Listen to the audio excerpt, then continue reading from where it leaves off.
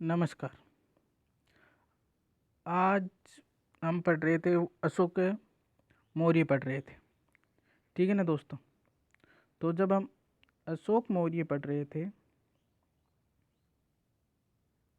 अशोक मौर्य अशोक मौर्य ने 251 ईसा पूर्व में एक बौद्ध संगति का आयोजन करवाया था।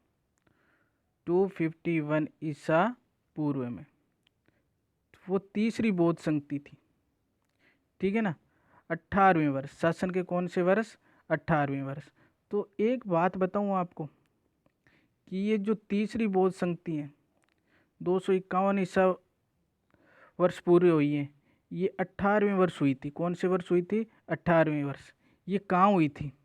कई चीज़ें इसमें बहुत महत्वपूर्ण है, क्योंकि इससे बनने वाले क्वेश्चन बहुत ही ज़्यादा महत्वपूर्ण होंगे। तो स्थान कौन सा था? पाटलिपुत्र। ये रहा स्थान था पाटलिपुत्र।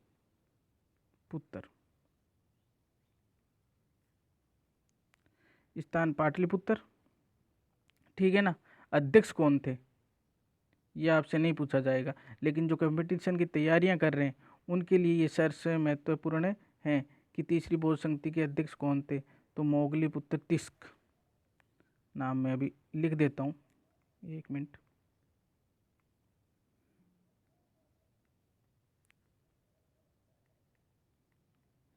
मोगलीपुत्र तिस्क ये थे, ये इसके अध्यक्ष थे तीसरी बौद्ध संगति के। ठीक है ना। उसके बाद में जो आता है कि इसमें कार्य क्या क्या हुए। इसमें तीसरे पिटक की रचना हुई। तीसरे पिटक की रचना हुई जो पाली भाषा में लिखा गया है। अभिधम पिटक की रचना हुई इसी तीसरी बौद्ध संगति के तहत। अभिधम पिटक की रचना कब हुई थी? तो 251 ईसा पूर्व। छोटा क्वेश्चन बनता है, इसी प्रकार के क्वेश्चन बनते हैं। ठीक है ना। इसमें युद्ध की शिक्षाओं में दार्शनिक शिक्षा की व्यवस्था भी की गई। जो पहले क्या था कि युद्ध की जो शिक्षाएं दी जाती थी उसके साथ साथ दार्शनिक शिक्षा भी दी गई, ताकि दार्शनिक भी बनाए जा सके। ठीक है। इसमें मोगलीपुत्र ने कथा वस्तु पुस्तक की भी रचना की। ये चीज़ ध्यान में रखना, ये जो कथा वस्तु पुस्तक है इसकी रचना किसने की थी? तो मोगलीपुत्र तिस्क ने। ठीक है ना। और कौन से वर्ष की थी? 18वें वर्ष। 18वें वर्ष, राजा बनने के 18वें वर्ष। 251 ईसा पूर्व में। सन पूछे तो 251 ईसा पूर्व में। जो रीट वाले अभ्यर्थी हैं ना, जो रीट की तैयारी कर रहे हैं, उनके लिए ये चैप्टर अति महत्वपूर्ण है। जो पुलिस की तैयारी कर रहे हैं उनके लिए अति महत्वपूर्ण चैप्टर है ये। तो प्लीज़ प्लीज़ इसे ज़रूर देखिएगा, क्योंकि इससे जो छोटे क्वेश्चन बनेंगे, जैसे अभी कई लोग हैं 12th के बाद में या 10th के बाद में जो भी कंपटीशन देंगे तो उनके लिए महत्वपूर्ण है, और 10th वालों के लिए इतना डीपली नहीं जाएगा। फिर भी मैं बता देता हूँ, क्योंकि सिलेबस का क्या पता कि क्या हो। ठीक है ना। तो मोगली की पुत्र ने किसकी रचना की थी? कथा वस्तु पुस्तक की। कथा वस्तु पुस्तक की कौन से वर्ष? 251 ईसा पूर्व में। ठीक है ना। राजा बनने के अशोक 251 ईसा पूर्व, जब राजा बनने के 18वें वर्ष, अशोक के राजा बनने के 18वें वर्ष इसने इस पुस्तक की रचना की थी। दिव्य वंश में महावंश के अनुसार अशोक ने संगति के बाद क्या किया था? ये जो संगति आयोजन की ना, उसके बाद उसने क्या किया था? तो उसके बाद उसने, अशोक ने अपने जो धर्म प्रचारक थे वो अलग अलग जगह भेजे थे। अशोक ने अपने धर्म प्रचारक थे वो अलग अलग देशों में, अलग अलग राज्यों में भेजे थे प्रचार प्रसार के लिए।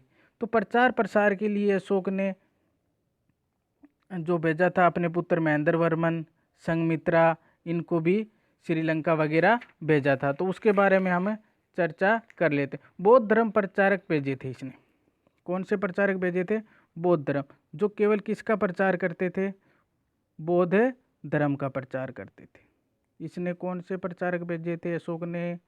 तो उसने तीसरी बौद्ध संगति के पश्चात बौद्ध धर्म प्रचारक भेजे थे। बौद्ध धर्म प्रचारक भेजे थे। तो इसका क्वेश्चन जो छोटा बनता है वो इस प्रकार बनता है कि बौद्ध धर्म प्रचारक अशोक ने कब भेजे? तो जो तीसरी बौद्ध संगति का आयोजन हुआ था 251 ईसा पूर्व, 251 ईसा पूर्व, उसके बाद अशोक ने बौद्ध धर्म प्रचारक भेजे थे। ठीक है ना। कहाँ कहाँ भेजे थे तो यहाँ पे स्पष्ट दिखाई नहीं दे रहा तो मैं यहाँ लिख देता हूँ। अपने बेटे महेंद्र, एक तो कौन था, महेंद्र वर्मन मिलता है जिसका नाम, तो महेंद्र, और बेटी थी संघमित्रा, बेटी थी संघमित्रा। तो बेटी थी जो संघमित्रा, ये रहा महेंद्र वर्मन, ठीक है, और यहाँ है संघमित्रा। तो इन दोनों को श्रीलंका भेजा गया था। श्रीलंका, जहाँ का राजा उस समय था वो था तिस्क। इन दोनों को श्रीलंका भेजा गया और वहाँ का राजा तिस्क था, जिसने देवनाम प्रिय अशोक से प्रभावित होकर के देवनाम प्रिय की उपाधि धारण की थी। और जो सोन व उत्तरा था, उन दोनों को म्यांमार भेजा गया। पुत्र थे सोन एवं उत्तरा, उत्तरा को म्यांमार भेजा गया, म्यांमार भेजा गया धर्म प्रचारक के लिए, जिसे म्यांमार को श्रवण भूमि भी कहा जाता था, श्रवण भूमि भी कहा जाता था। और उसके पश्चात धर्मरक्षित और उपरांत को महाराष्ट्र भेजा गया था। ये रहा, धर्मरक्षित को महाराष्ट्र भेजा गया था। ठीक है ना। और रक्षित को बनवासी भेजा गया था, वो एक पुत्र था रक्षित, उसको भेजा गया था बनवासी। ये थे।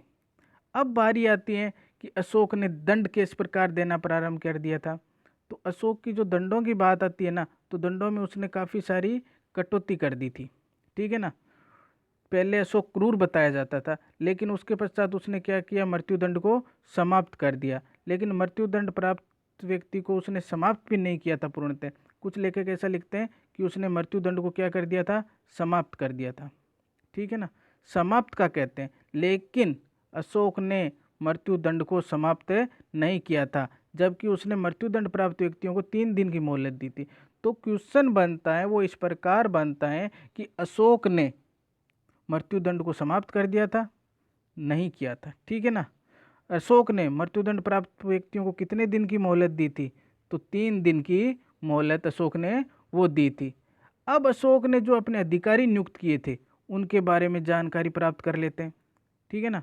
अशोक ने जो अपने नए अधिकारी नियुक्त किए थे, पुराने अधिकारी मौर्य काल से जो चले आ रहे थे वो थे। इसके अलावा अशोक ने कुछ अधिकारी और नियुक्त किए थे। अशोक ने वज्र भूमि का अधिकारी नियुक्त किया, जिसे चारा मुखिया कहते हैं। ठीक है ना।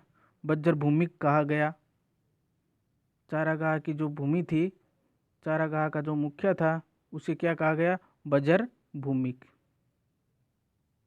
ब्रज भूमिक कहा गया। ठीक है ना।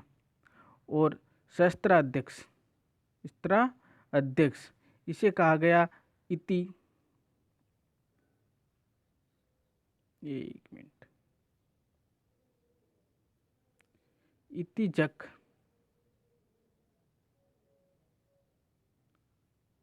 महामात्र, ये किसे कहा गया, शस्त्रागार के अध्यक्ष को। प्रादेशिक संभागीय आयुक्त, इसने जो ये पोस्ट नियुक्त की थी वो ध्यान रखना, प्रादेशिक किसे कहा गया, संभागीय आयुक्त को, प्रादेशिक ये कहा गया संभागीय आयुक्त को। ये जो अधिकारी थे उसने नए नियुक्त किए थे। ठीक है ना।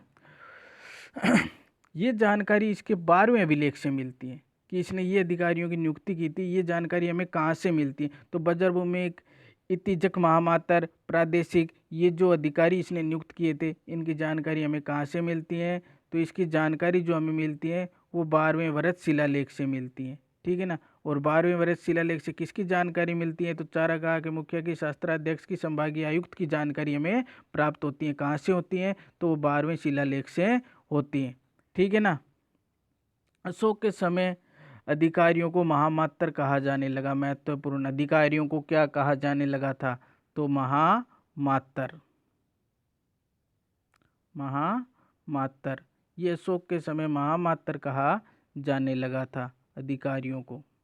महामात्र, ध्यान रखना, छोटा क्वेश्चन, इंपॉर्टेंट क्वेश्चन। अब उसके बाद में हमने पढ़ने अशोक के शिलालेख। तो सबसे महत्वपूर्ण है वो शिलालेख हैं अशोक के, ठीक है ना। तो जो शिलालेख हैं, तो शिलालेख कई प्रकार के मिले, ठीक है ना। पहले बात आती है अशोक के लेखों की। अशोक के लेखों की बात आती है, हम पढ़ेंगे लेख, ठीक है ना। तो लेख मिले हैं वो 4 प्रकार के मिले हैं। पहला शिलालेख, ठीक है ना, गुहा लेख, स्तंभ लेख और मृदभांड लेख। मृदभांड लेख मौर्य काल में 4 प्रकार के लेख प्राप्त हुए। ये लेख महत्वपूर्ण है क्योंकि इनमें बहुत सारी चीज़ें आएंगी जो आपके एग्जाम में पूछी जा सकती हैं। तो ये जो लेख हैं वो हम पढ़ेंगे कल। धन्यवाद। वीडियो को ज़्यादा से ज़्यादा सब्सक्राइब करें, शेयर भी करें, ठीक है ना, और लाइक भी करें। कोई दिक्कत है तो कमेंट बॉक्स में लिखें भी। धन्यवाद।